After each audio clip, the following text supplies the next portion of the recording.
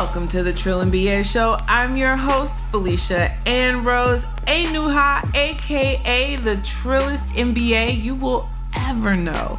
And I'm here to help you survive and thrive in corporate America by giving you the truth and being as real as only I can be.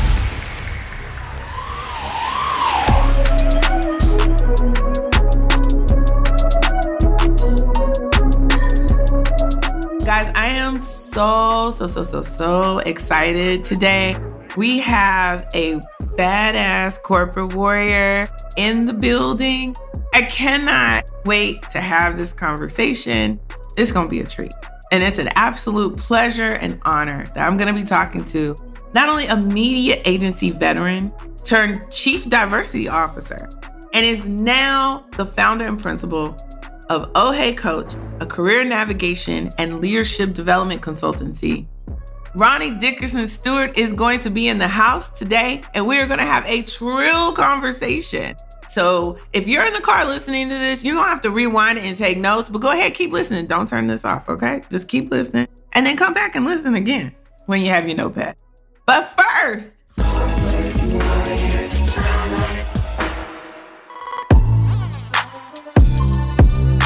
today's spotlight is somebody I actually know. I'm so excited about this. Maya Tompkins, the U.S. Chief Strategy Officer at Universal McCann. Girl is bad. I have had the pleasure of sitting on a board with her, a nonprofit board with her, and she is amazing. I love kinfolk, and she is definitely kinfolk. Maya serves as the U.S. Chief Strategy Officer, leading the media strategy practice at UM, which is Universal McCann. And she provides strategic leadership for new business and internal operation assignments. Over the course of her 18-year career, she don't even look that she old enough to say that, but 18-year career, she's made meaningful contributions to successful new business pitches, internal process developments, and expanding client relationships, in addition to serving as a representative for diversity, equity, and inclusion across several strategy agencies. She's done the work, guys. She's been moving and grooving. She joined UM after 10 years of work at Texas-based agencies where she led brand strategy and CRM strategy for the likes of FedEx, True Green, Chuck E. Cheese, and Fleet Laboratories. She has an extensive experience in a range of research and insights techniques and is an experienced moderator contributing to in-home ethnographies, taste test research, and friendship pair focus groups. She has a strong quantitative research background, developing brand trackers and conjoint studies for several major brands. Over the course of her career working at agencies based in Detroit, Chicago, Boston, New York, and Dallas, where she also gained invaluable category experiences on brands such as McDonald's, Carnival Cruise Lines, and Procter & Gamble. In the areas of product positioning, new product launch, seasonal strategy, and CRM journey orchestration. And y'all, if y'all don't know brand and agency work, that's a lot of late night work. That's a lot of work. Other client experience includes developing award-winning consumer-centric campaigns for clients like Terminex, Scott's Lawn Care, and Lincoln Automotive Company. Her past several roles have allowed her to grow and expand as an empathy-centric leader, nurturing growth, establishing practice vision and values, in addition to solving for people and process disruption. Maya is a wife and a mother to an energetic 6-year-old who enjoys relaxing and cooking desserts. So, Maya, I'm so proud of you. I just want your star to expand all over the world. I want everybody to know you. I know you have no inkling of wanting to be any kind of famous, but if it's up to me, the whole world will know who you are. So, congratulations on your recent promotion. Keep going. And just thank you for being a corporate warrior. All right. With no further ado, everybody, welcome Ronnie Dickerson Stewart to the show.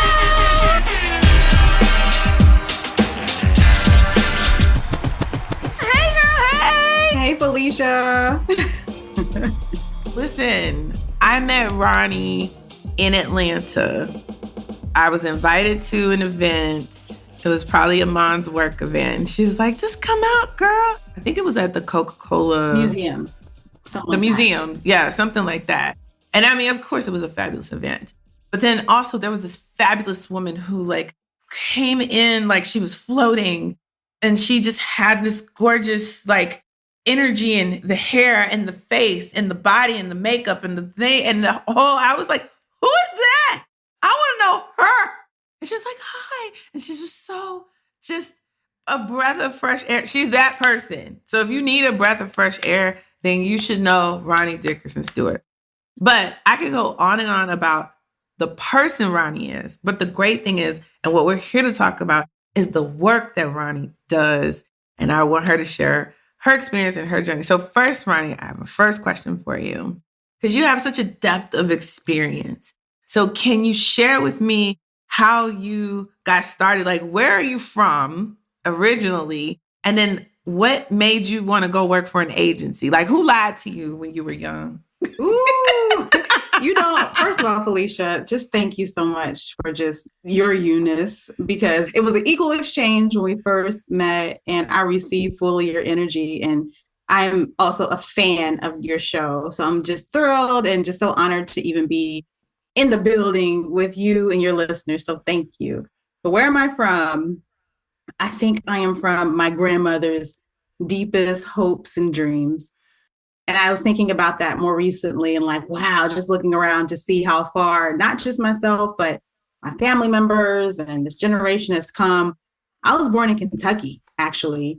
And I spent a lot of my formative years on a farm in Kentucky, living, with my grandparents and mom, and just growing up in a life that was so far removed from how I'm living life now. I will argue I'm coming back into it as an adult with, children and all of that, but so far removed from the career path that I ultimately took, which my first goal in that was, please get me out of Kentucky. So right. As much as I love my old Kentucky home and thankful for farm living and growing up there, and then moving to Louisville, which is, main city in Kentucky. So I didn't spend my whole life on a farm. But as much as I love that, I knew that I did not want the same circumstances. Even my family members who have beautiful lives and careers, they've worked in the federal government or in the state and local government or in blue collar roles, or have been working in farms themselves.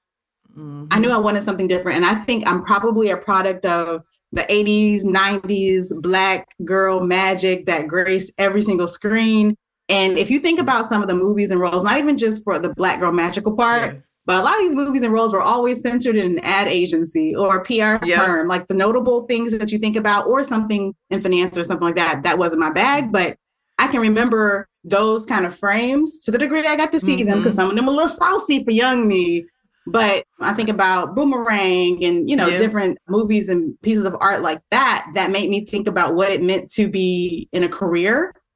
And to me, a career equated being fabulous and fantastic, just looking, so the aesthetic, but also solving specific problems and challenges and doing it with a degree of excitement about it. And initially that led me to journalism as a major. I flunked out of journalism courses because they were to be mad early in the morning, like 8:00, and I was not for it in college, which led me to integrated strategic communications, which is advertising. And so I started doing what I went to school for. And that set me off on this path, this very beautiful path.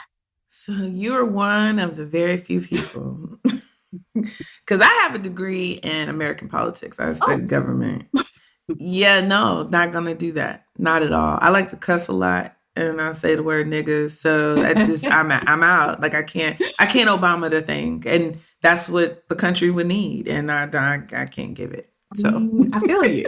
But you know what, though? Even in that, I look back and say, we choose those routes for a lot of reasons, for safety, for, not necessarily knowing what the big picture is going to be. Because in college, I don't believe that you're supposed to even know what the end point is. And so how dare me have the audacity to stick to some degree what I started out with, but I didn't, right? I completely changed my career. And if I had known I was going to end up here, I probably would have been like a psychology major or something like that. Yes.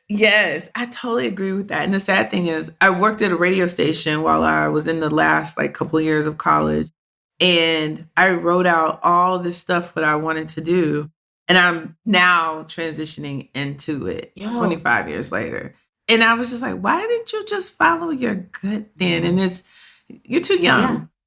You're influenced by, go to school, get a good job. You got to make your parents proud, especially if you come from humble beginnings, like smaller town life. And people are looking at you like, baby, you smart, right? Like, right. You can make it. And, but then you realize like my mom's highest aspiration for me was like being the mayor of the town I came from. And I'm like, Mom, I make more than the mayor of Victoria right now. So why would I? My family's dream is safety. Like they've got these good government paying jobs with pensions, right? And without, built-in knowledge, systemically, sometimes that's unavailable of other options. No one could ever say, be a coach, be an entrepreneur. Like, I can't even imagine. I can't even imagine that level of faith and lack of fear. Like, that's just, no, I don't fault them for that ever, but I get it. Right. But that was never something. So what I'm doing now is never something some of my family could have, in my mind, articulated for me or been the possibility model for. Right. So then what were some of the pivotal moments that you can look back on, right? Hindsight's 2020.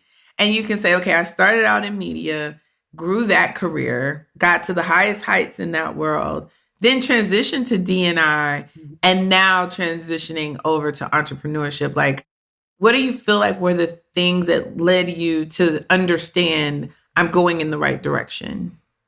Yeah. Before we hopped on, actually, this weekend, I have this notebook. It has dreams and schemes on the front of it. And some of this, like, I love it. I document the thought process for some of these things. And I started documenting it while I was in media. So obviously, we're not going to go in the Wayback Machine. Left college, got into media. And very much so, honestly, Felicia, I said, I'm going to be an agency CEO or a CMO. That was like what I knew I was going to be in the industry for. I was like, I could see myself running a mid to large size shop. I want to work on these types of clients. I'm putting in the work to do that. Right. Mm-hmm. And that happened when I had the energy, because when I started my role, the CEO of my company was a Black woman, right? One of the foremost Black women who's ever led an agency. Her name is Fernanda McCann. So some people listening may know her. So I saw that from jump. And then I had all these other leaders around me who were elevating their career. So I was like, boom, that person's doing it. So I could do that too, right? So I started out with that energy. For me, the difference came when I looked around and said, this sounds real good and the movies are great, but the system isn't always aligned to allow that to happen in a way that you can be left intact. And in fact, that even was challenged to me when life showed up. So in 2009, my brother died tragically in a house fire. And it changed everything for me in terms of how I want to live life generally, but career specifically. For someone to have a tragedy in their life, sometimes those are defining moments. And it was definitely one for me, which was a clarifying moment that probably took me about a year and a half of clarification to say, I want to show up differently. I want to have a lifestyle that's different. And I want to do work that isn't necessarily purpose work in the sense of like, I want to start a nonprofit or something. Right. That's someone else's bag. But I said, there are people around me who could be doing all this career stuff better. I know I could. And there's an element of culture that isn't applied to these spaces. So what could I do there? So I took media, turned it to multicultural marketing. I was like, this ain't it. This is cool. But what I care about is moving systems so that people can get through it much easier and more thoughtful, specifically in advertising, marketing, PR, comms. And then I've extended to tech, because these are industries where there's no ceiling, there's no cap.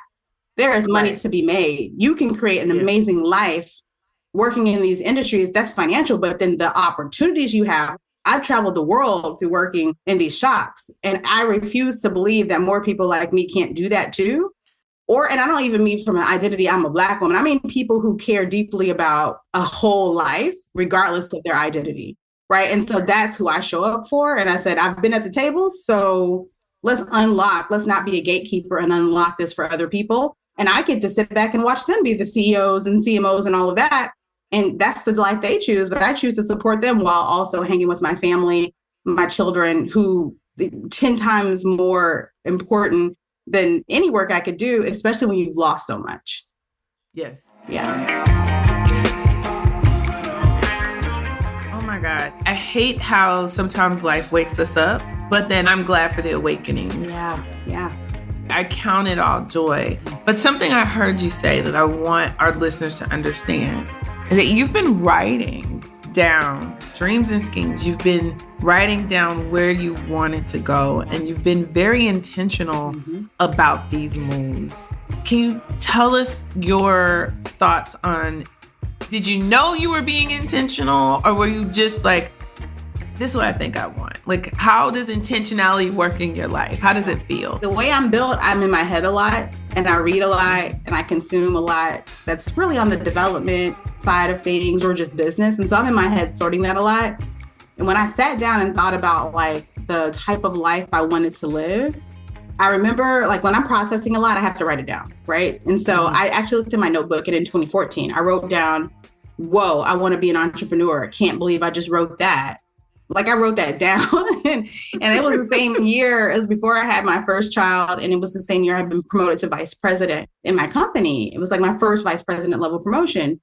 And it came on the back of some career development type of things I got to be a part of as a part of going, in that route of, rising to vice president, which luckily the company provided.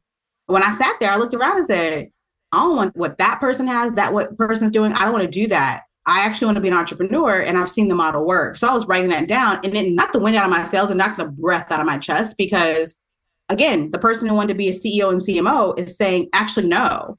And the same time I'm getting promoted. And then I don't see like the route. And so I'm intentional about acknowledging and unpacking something if I'm sorting it in my head and writing it down. And then I'll come back later, even if it's scary, because I remember it's one line in my notebook and it's dated, and I had to have shut the notebook and threw it where I throw my notebook. There's nothing else in there for a while until I came back and said, okay, here's the pathway to getting certified as a coach. Here's the entrepreneurship model. That came like maybe a year later when I came back to that notebook. Wow. So I want us all to take away. I'm in therapy. I tell every Black woman who works in corporate, you got to be in therapy. You got to process the things that are happening around you and to you and how people are treating you. Just to stay sane and make it through these things, you need to do all the self-care. And so you saying write it down, I keep getting that message, and I'm terrible about writing things down. But that's the lesson I'm taking away right now in this moment, is to write it down, make it plain, because that's exactly what you did. And now look, you have your own successful, profitable career coaching consultancy helping thousands of people. I would say also, Felicia, acknowledge the thought, right? I wrote it down, but some people, you could think it, not write it, or not even think like, ooh, you could put the thought in your back pocket and not acknowledge it because it disrupts something that you were taught, or that the system doesn't agree with a person like you doing that thing. And, oh, I can never. Like, at least acknowledge the thought, lean into the thought a little bit, even if it's too scary to write down. But writing it down, to me, is the ultimate thing. So yes, heck of a takeaway. We're going to take a quick break because I need to process. I need to think through the things that I need to acknowledge. It's amazing how people send you messages and you didn't even realize, you're like, but when that thing hits you, pay attention. But we have a new sponsor, so I'm going to read some ads, and we're going to come back with Ronnie Dickerson Stewart. I'm so excited. We'll be right back. Guys, I'm in love with ChatGPT. We have our very first sponsor of this show, and it came through my network, and I'm very excited about this because I've always been particular about who I was going to champion on this show to say, hey guys, we need to support this brand, this product, or this service. But something I love, I've paid for, I've bought, is Black Travel Box. And so I asked the CEO and founder of Black Travel Box, Orion Brown, to say, hey, give me some talking points or send me something. I mean, I can sit here and gush and tell you how I love this body butter and that it fits in my suitcase and I don't have to steal it. But we actually use ChatGPT, guys, and I'm going to read this. So, hey there, travel enthusiasts, which is all of us. Are you tired of struggling to find hair and skin care products that cater to your unique needs while on the go? Look no further than blacktravelbox.com. Black Travel Box is your one-stop shop for travel-sized natural hair and skincare products specifically curated for Black travelers. No more settling for generic products that don't work for your hair type or skin tone. Whether you're jet-setting to a tropical island or embarking on a cross-country road trip, or you even have a work trip, Black Travel Box has you covered with their convenient and TSA-approved travel kits. Plus, by supporting Black Travel Box, you're not just getting high-quality products, but you're also supporting a Black-owned business that is dedicated to promoting inclusivity in the travel industry. So, travel in confidence and style with Black Travel Box. Visit blacktravelbox.com now and get ready to slay your next trip. Don't let your beauty routine suffer while you explore the world. Happy travels, beautiful people. And if you go to blacktravelbox.com, use the code JETSET when you can, and you will get a discount because of me, the Trill MBA. Hey. So thank you, ChatGPT, for writing our scripts. Let's get back to the show, y'all. All right, we're back, Ronnie. All right, Ronnie. So when we talked in our pre-production meeting, you were giving me some keys to the kingdom that I was like, oh, because, I am at the junior executive level, I would call it. Like when you're a senior director, now you get some room and you get in some visibility. But there's another room and I'm not in that room yet. Yeah. But you have been in that room. So what surprised you most the first time you were in the room with the C-suite and you looked around and was like, oh, what was that moment? What was that thought?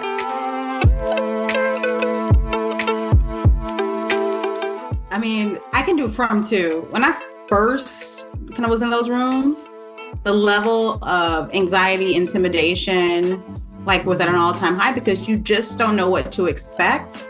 Because it's held with the level of privacy and gatekeeping and what's happening in that meeting, what's happening behind those blinds, and why are they flying to that city for that conversation? Meanwhile, you step on in the room it's regular schmegular dagular. We are just ordinary people. John Legend wrote a whole song about it.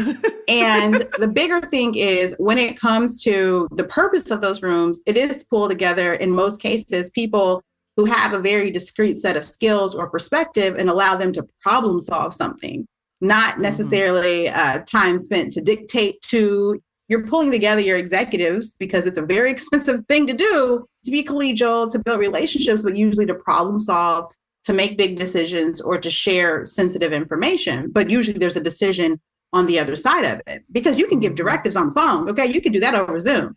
And so being in those rooms, to me, all it took was maybe a couple of times to be in those rooms for me to completely relax my shoulders because I was very clear on why I was being invited in some cases before taking on C-suite titles. And taking on a C-suite title, in most cases, I knew exactly my role. Did I always like and love my role for being in those rooms? Because people can be used, people can be pawns, people can be leveraged for others' agendas. But I knew and was clear on and always asked myself prior to, what is my purpose for being in this room? And is that purpose something that I, feel comfortable, living into? I knew it's work, right? At that point, the CEOs and the chair and the board, people who, have a lot on their shoulders, a lot on their plates, and they are, responsible for a lot. And people hold them in high regard because it's a supply and demand. There's a demand, there's low supply. So when you walk in the room, because there's only a few people at the top, then you get that kind of feeling. But at the end of the day, they're just people. And I found that out early on. So I go into the room mission focused, and I know that I have magic to extend, and they should expect that too. You better get it. So knowing what you know now, what are some of the rookie mistakes that you see people, and we're going to start at the very junior level, that middle level, and then when people you've been in the room with where you be like, oh, you're not going to make it here long with that. So what are some of the mistakes you've seen? Because you've seen the whole gamut. We don't have enough time on this podcast to talk about the mistakes that I've seen, but like the career killing ones, the ones you like, oh, you about to be on a pip. Yeah. Well, not even a pip, but it's like you diminish your ability to build currency, right? Yeah. Pip level stuff is a different. I can touch on that though, because there's yes. What I see mostly is, folks who, regardless of the level, do have a set of skills that they can be advisors, they can add value. And when that value moment comes, they haven't asked the right questions to prepare themselves for the room. Because usually when you're coming into a room, you have to remember there's decisions being made. There's a reason for you coming in. And there's someone who invited you. And so I notice people don't even ask the question like, you invited me here, great. What would drive the most value for the 5 minutes I have here? Are there any sticky points that I need to be aware of before I step foot in here? Is there anything that, you would do if you were me to make this, successful? I may not talk to these people for 5 more months, right? Just exploratory, curious questions that demonstrate that you're excited, but also that you're, focused on mission. It's not just like, oh, you get to talk to the CEO. It's like, okay, their EA or anyone else has the key to the city and can tell you what is needed. That's the super rookie mistake. You're invited, but don't know why you're there. Listen, and just come on, it's questions. I have made that mistake. Yeah. When you made it plain like that, I was like, oh shit, I've done that. When I was junior, I did. It was like, oh, Felicia, we need you to come to this meeting and present this thing. Okay. And then I thought I asked all the right questions, but what I didn't ask specifically that you just said, are there any sticky points? What's the agenda that's unspoken? Right. In this room, let me make sure, yes, my manager, I see you're using me as a pawn. And, they always couch it in, this is your time to shine and show what you can do.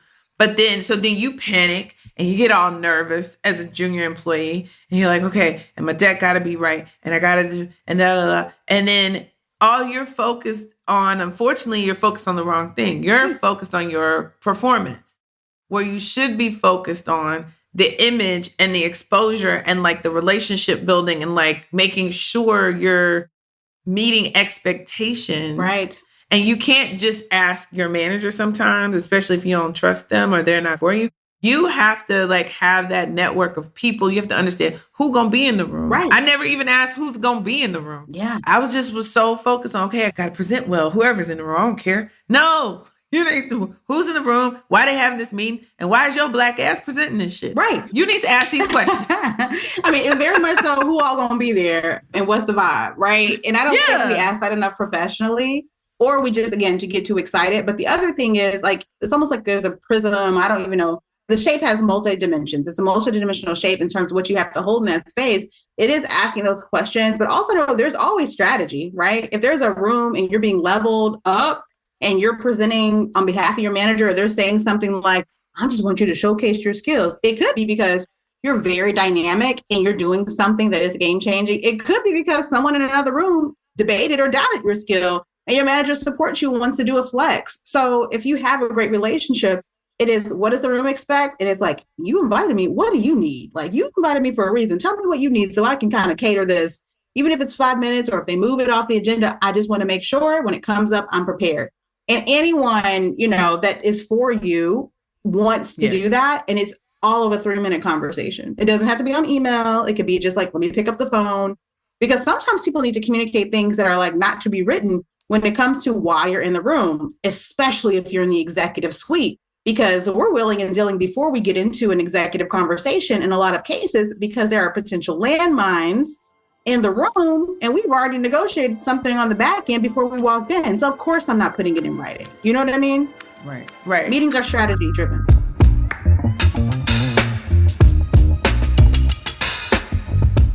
Yes, let's talk about the writings. Okay. Let's talk about, so what have you seen?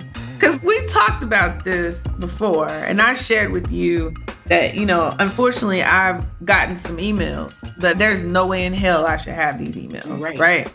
But some people just aren't that savvy about what they put in writing, and they put incriminating things in writing. Yes. And so what can you share with us about, there's one thing, documentation, but then there's a whole nother thing of communicating information. Yep. What guidelines, what do you tell your clients What can you tell the listeners? I used to have a personal standard that was like, I'll never be president if I do X, Y, and Z, right? So hold that.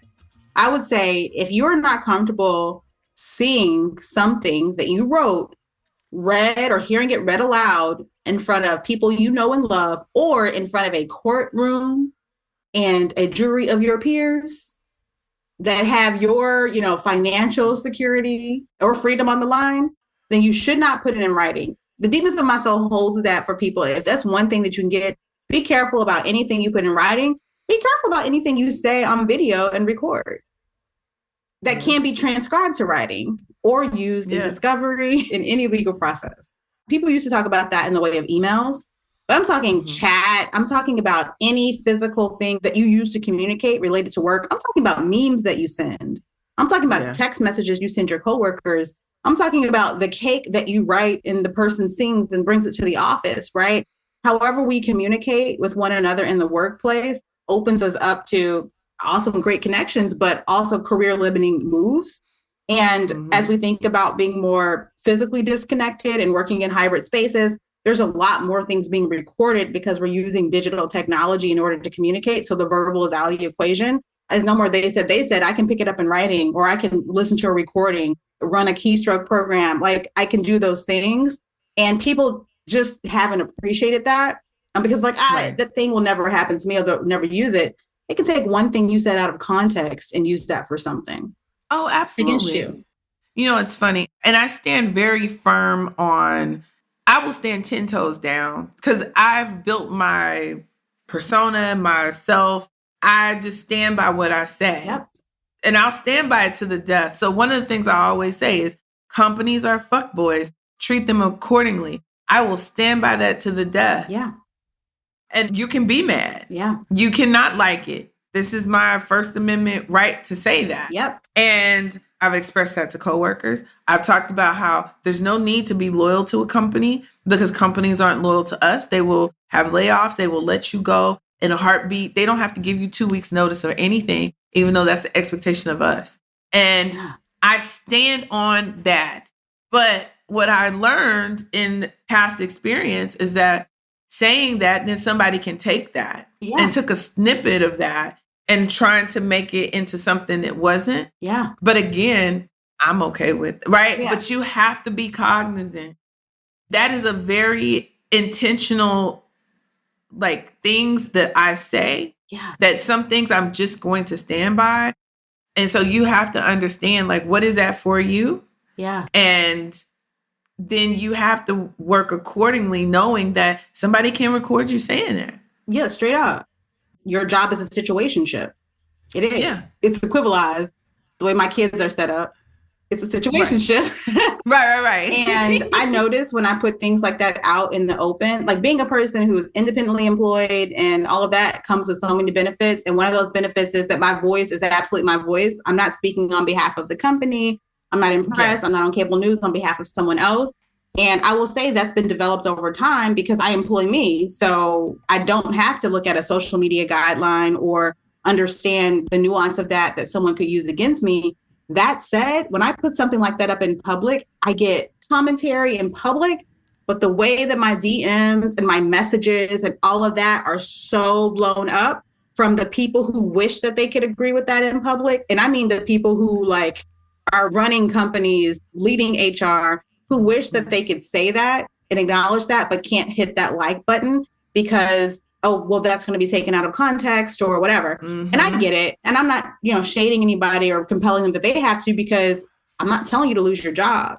But I am telling you that there's a value exchange between companies and people, and it is a business relationship versus a relationship that's built on love and trust. And, it's not your family, although you can feel close to your job and you could love your job, but it is a business relationship. And I think we need a level of clarity to get back to that, to call it what it is. And sometimes, call them F-boys or situationships is that disruptive language that people can understand to reset the relationship. And we need more of that. And that's what I'm here for. This is where I want people to get intentional in their careers, right? And get intentional about the gamemanship of operating your career and navigating your career.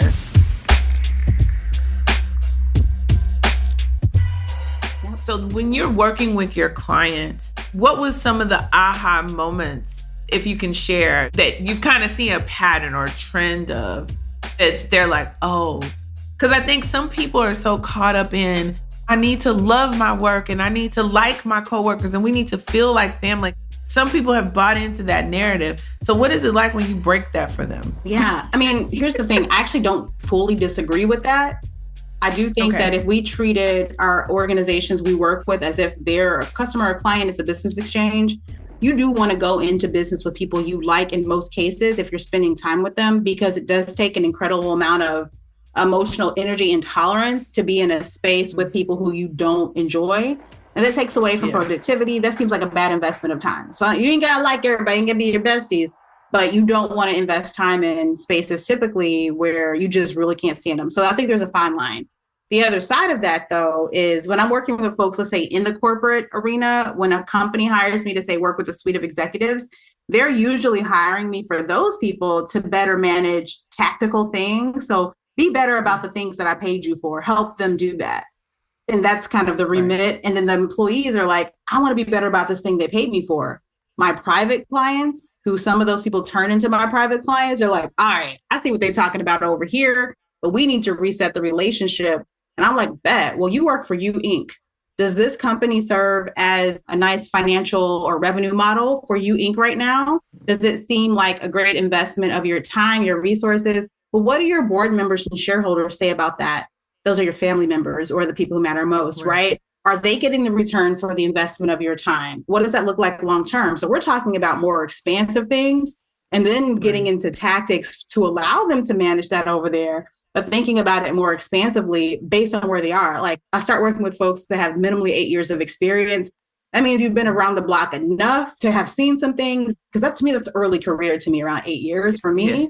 But the median age of folks that I work with is around like 15.2 years of experience. So they're VP, EVP, SVP, and on in C-suite, my private coaching, and they have the money, they have the lifestyle responsibilities, they have a little bit of clarity on what the work is, so they can do their work with their eyes closed. But what they can't see is, how do I continue to do this and plan for the long term and do this and not lose myself and keep myself intact? So we get in on life and work and career holistically versus, well, let me help you manage your week over here because they're going to fire you if you don't. So that's really where we go. And it is disruptive to tell somebody, well, you work for You Inc., or to invite them into that consideration of You Inc., like fully. But once they get it, it's like the game changes, the relationship changes. Yeah. I always tell people, the game of career in this country, the way that everything is set up, the system is set up, it wants you to take it personally, but it doesn't take you personally. Right. So like you have to figure out how to not take it as personal, which is hard. Like you said, it's You Inc. So this is my business model and how I feed my family. Feeding my family is a very personal thing. Yes. And then you want me to, when you mistreat me, you're like, oh, you're taking it personal. You're messing up the revenue model. What do you mean? Right. Of course I take it personally. What do you mean? So I always try to acknowledge that you're an emotional creature. You're a human being. And you're in this system that doesn't give a fuck about your emotion. Yeah. And so how do you wrap your mind around that? And how do you navigate that to protect You Inc.? I love that. I'm going to steal You Inc. Yeah, it's yours. Telling you now. It's free. I'm still like, I have to think in You Inc. We all need to think that. That's probably the best thing. Yeah. That mindset shift that we can leave people with. Yeah. So we're going to take a quick break. But when we get back, we're going to talk to Ronnie about the most important thing that they need to know about navigating their career when we get back from the break. Hey guys, Felicia here. I just want you to know that not only will I be bringing on resources like Ronnie with OhHeyCoach and people that can help us, because guess what? There's a lot of you and there's a few of us and we all want to help. So we all are on board with helping. So if you need coaching, not only can you go to ohheycoach.com and talk to Ronnie. Now, mind you, she just said 8 years of experience is her where she works with. I work with more junior people. So like if you're a manager, an ABM, a senior manager, you're trying to get to that next level, director, senior director, I want to work with you. I want to help you get paid and promoted. So go to my website, trillandba.com/coaching, and sign up for a free consultation with me, 15 minutes to figure out what's the right coaching package for you.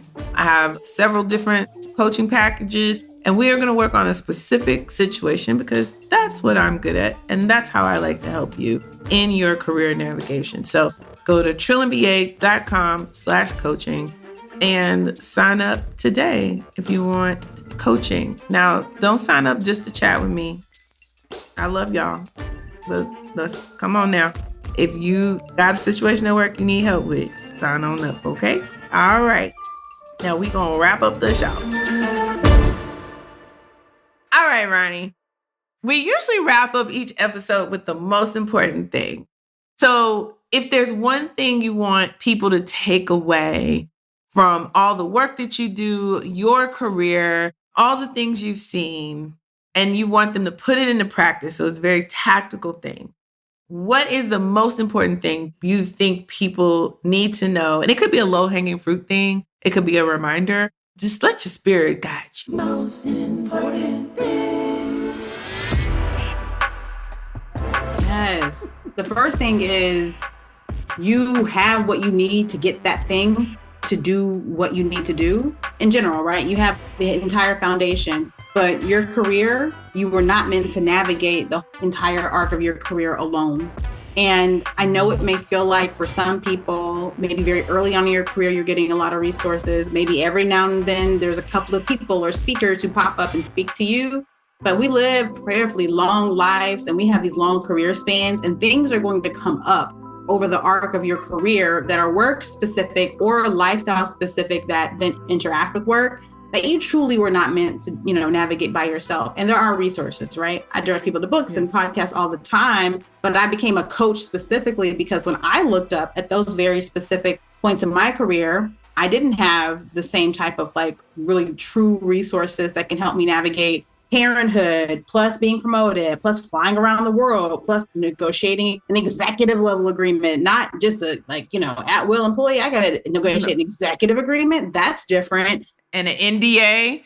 An NDA. Do I want to sign that? Dealing with toxic employees, peers, sabotage, understanding how to offboard and onboard equity, understanding when to pivot and how to do that, understanding how to manage your visibility in things like press and your reputation long-term. I didn't have a source for that as a coach. I had people who said, don't have imposter syndrome, which again is important, but I need you to give me more meat and potatoes, right? That's what we need. And I think that's the most important thing is to remember you do have what you need, but at some point know that there are resources that are meant for you that are being actively built. Like this show, if you're listening to this show, then you already know you came here for a reason. But beyond that, think about how you would curate your life and your lifestyle and what you need, and start to think about who can help you with that. Because you may be thinking you need a resume update and someone to help you find a new job, but you might need capacity development. You might need energy management. You might need other things. And that's what I coach to in addition to work. And I just want people to remember that. I'm so glad you said that, because we don't recognize all the ways that we need help. And Black women specifically, I don't know what it is in our DNA, but that pride goeth before the fall, sis. Like, we be hating to ask for help. Seriously. We got to help each other. We cannot do this alone. And the reason why, one of the main reasons why I started this show was because there were so many Black women I would meet who would be the only one in the department, the only one in the room. And you feel so isolated and you feel so alone because you're not seeing yourself reflected in the workspace in a meaningful way. And there feels like nobody to talk to that can understand how you're feeling, to humanize this experience for you. And then all these little microaggressions trying to dehumanize you all the time. And that's why I wanted people to know that they were not alone. Yes. So the double click on that, thank you for giving that double click. Because not only are you not alone, but there's places you can go for help. Yes. We're here to help. There's lots of people to help. And so my goal is to have more people like you, Ronnie, on the show who are here to help. Now tell us, how can we find you? Like if you're like, hey, she just spoke to me and I need to get in touch with her, how do we find you all on the internet? Yes, I'm everywhere, social media wise, under OhHeyCoach, OhHeyCoach, OhHeyCoach. So hang out with me on Instagram and follow me there. You can go to my website. You can also follow me personally. I do think it's important for people to show the personal side of leadership. And so you can follow me, Ronnie Dickerson Stewart, if you want to see more behind the scenes, what this looks like in being a coach, but also being a parent. I'm very conscious about, where my kids show up. And so I created a space that honors that, because I think people do need to see Black women leaders living and being parents and all of that. And so it's always important to me. So find me there. You can always connect with me on LinkedIn as well, Ronnie Dickerson Stewart. I love to hear from people. So if you DM me or message me, I'm definitely messaging you back and, and get to tell you more about what it looks like to work with me. Awesome. But then the other thing I want you to tell us about is the collective. How did this come about? I'm about to try to sign up. I don't know if I'm old enough, but I'm going to try. I'm going to try to get in there. You'd be more like an expert in our collective. Come on now. But I spend most of my time, let's say 80% working in corporate organizations, doing learning experiences, group coaching and speaking, which I love. But there has been a space where my private clients want to not just be coached, but to come together as a more powerful community where they can learn from each other. And that's why I built the collective, because I had so much demand for, let's just do this. And can you connect me to another person? I was like, well, bet, we're in a community now. And so in the collective, we go through all types of amazing curriculum that is about some of the things I've already spoken about in this episode, which is a different level of career coaching that's created specifically folks who are in that 8-year plus career stage, where they, again, have the lumps, the lesions, the blessings, the lessons, and some resources. They want to sort what their career looks like over the long arc. And it's amazing. They amplify each other in the collective. The membership is just locked in. They're just the most dynamic group of people. And we have subsegments of our community, even for parents and caretakers, because I acknowledge that when we think about coaching, there's a missing element for folks who are in their careers and also have that element of need, and we don't always speak to them. And so that's the collective. You can find out about the collective by visiting OhHeyCoach.co. And we're actually inviting in members for the next few weeks into our next cohort. And we're only opening the doors a couple of times a year because I'm very conscious about curating that right level community, because it's a nice community. And so we're opening the doors now. And I hope that some of your listeners, some of the listeners of this podcast will decide to apply and join us in the collective. And this is why, if this show resonated with you today and your spirit's like, I need to be in the collective, please go to the website and the link will be in the show notes. Join the collective. I love this idea of us helping each other in these ways and us building these communities. This is the type of networking that should be the foundation of our career. And then we can help each other expand outside of that network. And I know you get your people to do this, Ronnie. It's like, well, who else can you introduce this person to outside? And it's also like, with the whites, we have to make friends with the whites. Yes. And our community is diverse, but people have common values, right? You have to value and actually reflect like the values, not to be in this community. But our folks are from Sundance to Davos to Cannes. They're all the major things, right? They're connected people. They have the ability to hire and refer, right? They're being recognized in the industry. They're authors. They work in tech in some of the biggest roles, right? So this community already, they came with power, but now when I see them linking up with each other, referring each other for speaking engagements and things like that, raising each other's visibility so they can create currency, that's what it's about. Like when you get you a solid network that comes together under their same umbrella, what happens is like, whoo, chef's kiss. And so that's really like the deeper impetus for this community. Yes. So guys, listen.